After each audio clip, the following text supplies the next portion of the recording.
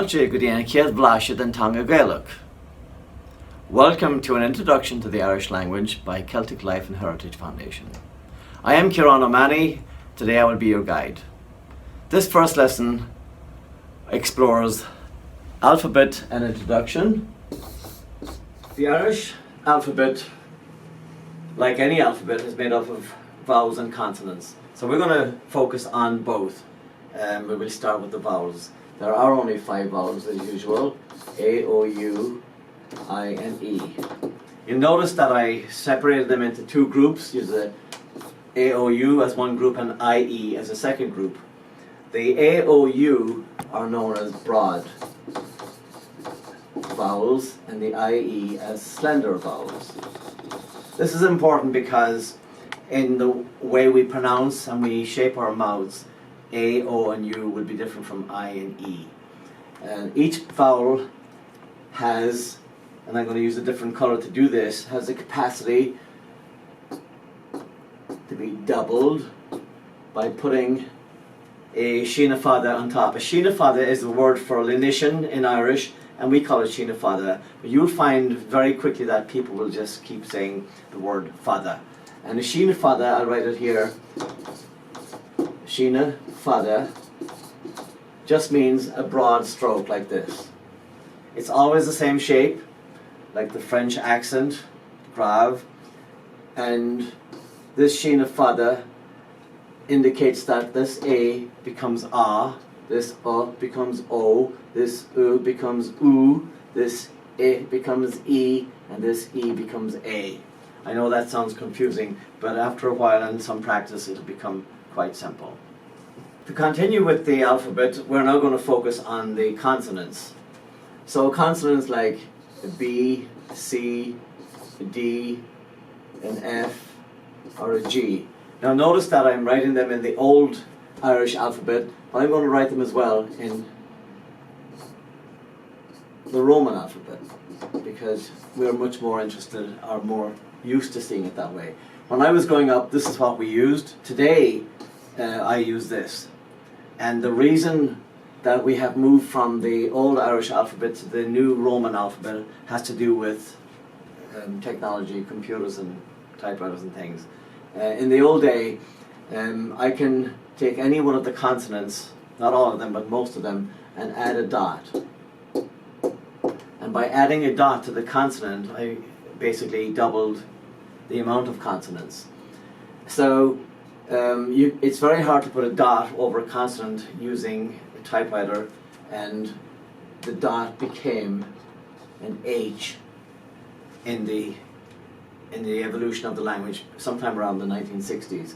So what we have then, instead of a B with a dot over it, we have a BH. Instead of a C with a dot over it, we have a CH. Same thing with D. And that gives us the access to more consonants to make the language as big as it needs to be. The pieces of the alphabet that are missing, and you'll see this on the handouts that we give you, have to do with things like J, X, Y, and Z. But we can make those letters by putting these, what we call the dot over the consonant, which in the Irish language was a chevu. The last thing I'm going to do with this part of the language is going to show you very quickly that the if you have a consonant and we put an H on it or a dot over it, and before the consonant, if you have a slender vowel, you have to have a slender vowel afterwards. So if I have an M with an I or an E beforehand, I have to have an I or an E afterwards. This tells me what to do with the vowel. Is this M with a dot over it going to be a V or a W or an M or something else? So the sounds are created by a very simple rule, and I'll write the rule here. It's the only rule that you need to know for spelling.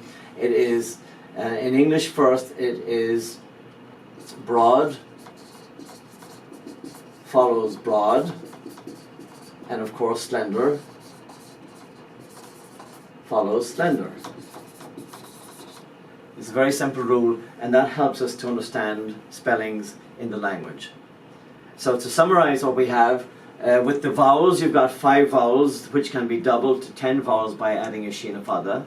With the consonants, you add a dot over the over some of the consonants, in fact like 3/4 of them, and that dot's called a chevu, and the chevu then gives you the opportunity to change the sound of the consonant, and it could be one of the missing ones that show up in the Roman alphabet. So we're going to have a very quick demonstration of what that means. Coil la coil, lahan la lahan. The slender follows slender, the broad follows broad. Coil is the Gaelic word for slender, and broad is lahan. So let's take a look at this. The very simple phrase of hello is Dia Gwit. Dia Gwit means hello. In fact, what it really means is God be with you. It's still hello. So in this word here, you've got a D, which is obviously a D sound, dia. But how do you get an E out of this? This is a diphthong, 2 letters that make up the sound ia. So it's a very simple, straightforward dia. But this one over here, there's a lot going on. So you've got a D with a dot over it, which is now an H, a U, which doesn't even show up in the sound, and then an I, T, which does show up in the sound. So let's take a look at what's happening. The D with a dot over it is now a G, because the dot tells you what to do with the G. But you have a choice. You could have made that a Y or a G. The U tells you, hey, this is a broad D, so the broad D has to become a G. If it was a slender G, it would be a Y sound. Then the IT is the pronunciation, grit, and the T is slender because the I makes it slender. So you know what to do with your mouth. With this one here, you're saying grit, G, it's almost like a W-I-T if you're pronouncing that in English. The grit. The H tells you to put a guttural sound from your throat into the D as well, the grit. And then you learn how to say hello. It's very simple once you have it, because everybody says hello every day. Die grit, die smurget. So recall that the rule for spelling is very simple. Slender follows slender, broad follows broad. So we'll write that up in Irish. Quail, le, quail. Slender with slender. Lahan, you know the next word. Le, and the same again, lahan. So let's take a look at these words, and we'll investigate how we actually get to say the words. So you can immediately see that in the first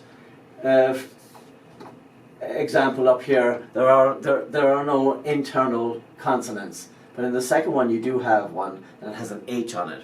So you know at this point that every H equals a dot above a consonant. In this case, the consonant was T, so the T became a TH. So I'm going from the H equals a dot over the Old Irish T, which becomes the Modern Irish TH. And then you want to know, well, how does that sound? Well, guess what? When you have a dot over a T, it basically goes silent. I know that's confusing, but you know, that's how we understand our language.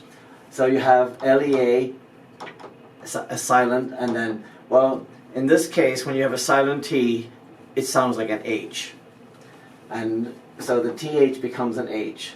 Let's make it here, TH equals H. La, hun. La, hun. La, hun. So this la, hun is not the same as this le, la, le. How did that become la, and how did that become le? Well, in this case, LE is just a slender L, le. But this one over here, there's a LE to keep the slender L, but there's an A to keep the DH broad, la, hun. Let's go back up to Cael.